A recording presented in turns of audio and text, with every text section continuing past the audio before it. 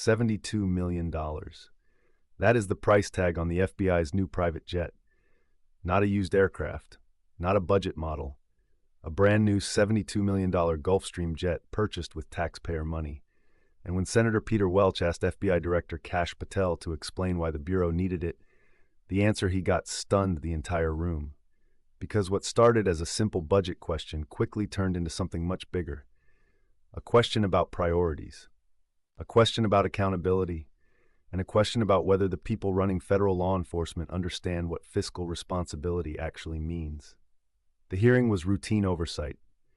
Senate Judiciary Committee, budget allocations for the FBI, standard procedure. Senators ask questions about spending. Directors provide answers. The public gets transparency. That is how it is supposed to work. But when Welch opened his folder and pulled out the procurement documents for that $72 million jet, the entire dynamic shifted. Patel sat at the witness table surrounded by advisors. He had testified before Congress dozens of times. He knew the drill. But what he did not know was that Welch had obtained internal FBI emails discussing the jet purchase.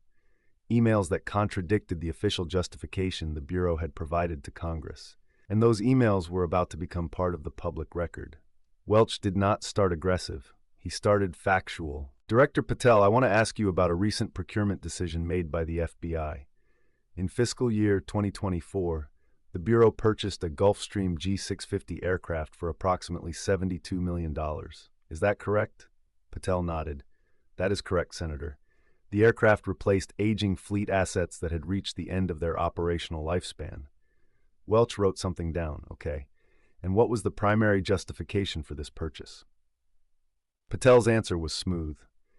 Senator, the FBI operates a global mission set. Our agents and leadership require rapid deployment capabilities to respond to national security threats, counterterrorism operations, and crisis situations that demand immediate executive presence. The G650 provides that capability. It sounded reasonable, it sounded official, but Welch was not done. He pulled out document 2.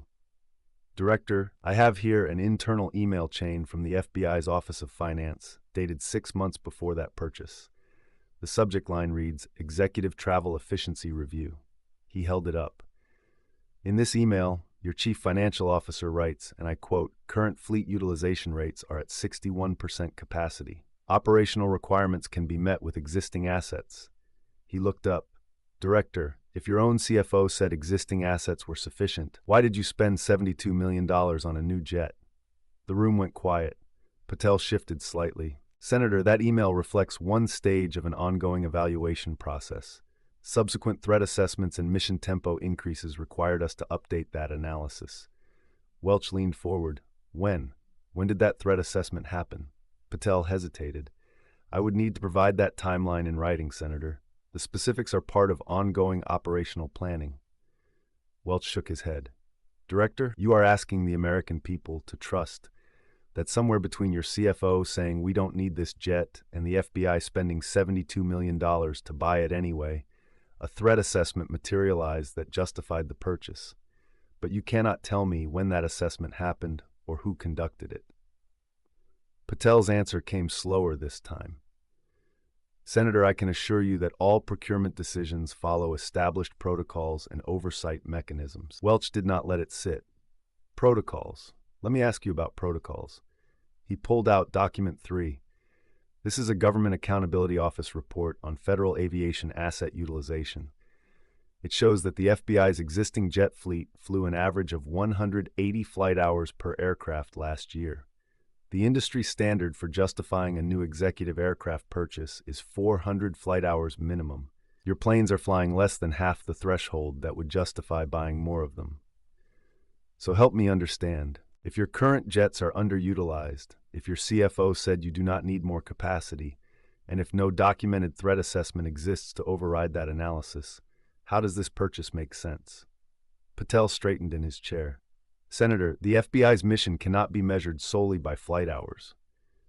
Our aircraft provide a visible deterrent, rapid response capability, and executive mobility that supports national security objectives beyond simple utilization metrics. Welch paused. He let that answer hang in the air, then he spoke quietly. A visible deterrent. Director, you just justified a $72 million jet as a visible deterrent. To who? The American people who paid for it? Patel did not answer immediately, and Welch kept going. Let me tell you what this looks like to the people I represent. It looks like the FBI decided it wanted a nicer plane. It looks like your CFO raised concerns and got overruled. It looks like no formal threat assessment was ever conducted. And it looks like 72 million taxpayer dollars got spent on executive luxury while your own agents are dealing with outdated equipment in the field. Patel's lead counsel whispered something. Patel shook his head slightly. Senator, I respectfully disagree with that characterization. This aircraft serves critical operational needs. Welch pulled out document 4. This one landed harder. Director, I also have the maintenance and operational cost projections for this aircraft. Annual operating costs, including crew, fuel, hangar space, and maintenance, are estimated at $8.4 million per year.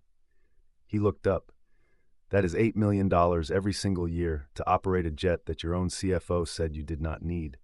How many FBI field agents could be hired with $8 million annually?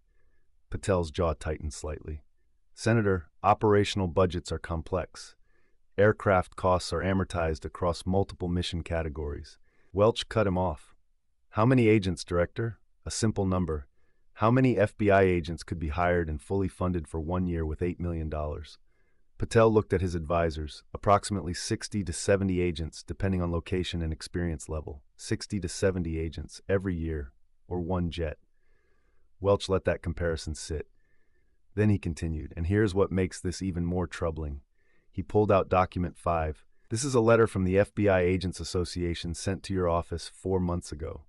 In it, field agents describe critical equipment shortages, outdated body armor, insufficient surveillance technology, delayed vehicle replacements. They are asking for resources, and at the same time they are asking for basic operational equipment. The Bureau is spending $72 million on a luxury jet. The room was no longer quiet. Journalists were typing. Committee members were leaning forward. This was not a partisan issue. This was about priorities. Patel tried to regain ground. Senator, I take agent safety and resource allocation extremely seriously. The aircraft procurement and field equipment budgets are separate line items managed through different appropriations processes. Welch shook his head. Director, it is all taxpayer money. It all comes from the same place. And when you tell field agents there is no money for body armor, but there is $72 million for a private jet, you are making a choice about priorities, and that choice tells them exactly where they rank. Patel did not respond. Welch pulled out document 6. Let me show you one more thing. This is a comparative analysis of federal law enforcement aviation assets. The DEA operates 8 aircraft for a national mission, set comparable to the FBI's domestic footprint. Total fleet value, $43 million. The ATF operates 6 aircraft. Total fleet value, $29 million. The U.S. Marshal Service operates 12 aircraft. Total fleet value, $51 million. He looked up. Director, you just spent more on one airplane than the entire aviation fleet of the U.S. Marshal Service. How do you justify that? Patel's answer came carefully. Senator, the FBI's mission scope and global operational tempo differ significantly from those agencies. Welch was not buying it. Mission scope. Director, the Marshal Service tracks fugitives across every state and multiple countries. The DEA runs international drug interdiction operations. The ATF responds to explosives incidents nationwide. They all have global reach. They all have critical missions. And none of them felt the need to spend $72 million on a single jet. Patel looked at his notes. Senator, I would be happy to provide a detailed briefing on the operational requirements that drove this decision. Welch leaned back. I do not need a briefing, Director. I need accountability. Because right now, what the public sees is an agency that spent $72 million on a luxury aircraft it did not need, while its own agents are asking for basic equipment. And when questioned about it, you cannot produce a threat assessment, you cannot justify the utilization rates, and you cannot explain why this was a higher priority than agent safety. Patel remained silent. Welch continued. Here is what I am formally requesting. 1. A full accounting of the decision-making process that led to this purchase, including all internal communications and threat assessments. 2. A comparison of this aircraft's operational costs versus the FBI's field equipment budget shortfalls. 3. A utilization report showing actual flight hours and mission justifications for the first year of operation. And 4. A written explanation of why this purchase was prioritized over the equipment requests submitted by your own agents. Patel nodded slowly. Senator, I will work with my team to provide those materials. Welch closed his folder.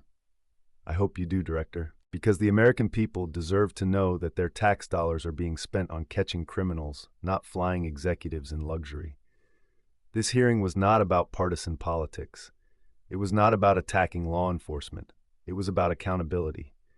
It was about making sure that the people entrusted with billions in taxpayer funding make decisions that serve the public interest, not executive comfort. The $72 million jet is not just an aircraft. It is a symbol of an agency that has lost touch with the people it serves, a symbol of priorities that put executive convenience over agent safety, a symbol of spending decisions made behind closed doors without transparency or justification. Senator Welch asked the questions that needed to be asked. He presented the documents that needed to be seen, and the silence from Director Patel told the story. When agencies spend this kind of money on luxury items while their own employees are asking for basic equipment, something is broken. When internal financial advisors raise concerns and get overruled without explanation, something is wrong. When Congress has to demand accountability instead of receiving it voluntarily, the system is not working. The FBI serves a critical mission. No one disputes that. But serving that mission does not require a $72 million private jet. It requires agents with proper equipment. It requires technology that works. It requires leadership that understands the difference between operational necessity and executive indulgence. This hearing exposed that gap, the gap between what the FBI claims it needs and what it actually requires. The gap between the resources available for executive travel and the resources available for field operations. The gap between the promises of fiscal responsibility and the reality of wasteful spending. The $72 million jet will continue flying. The operational costs will continue accumulating. And unless Congress holds the line on accountability, the pattern will continue. Agencies will keep making expensive purchases that serve leadership convenience rather than mission necessity. And the taxpayers who fund it all will keep footing the bill. Senator Welch made it clear that this oversight will not stop.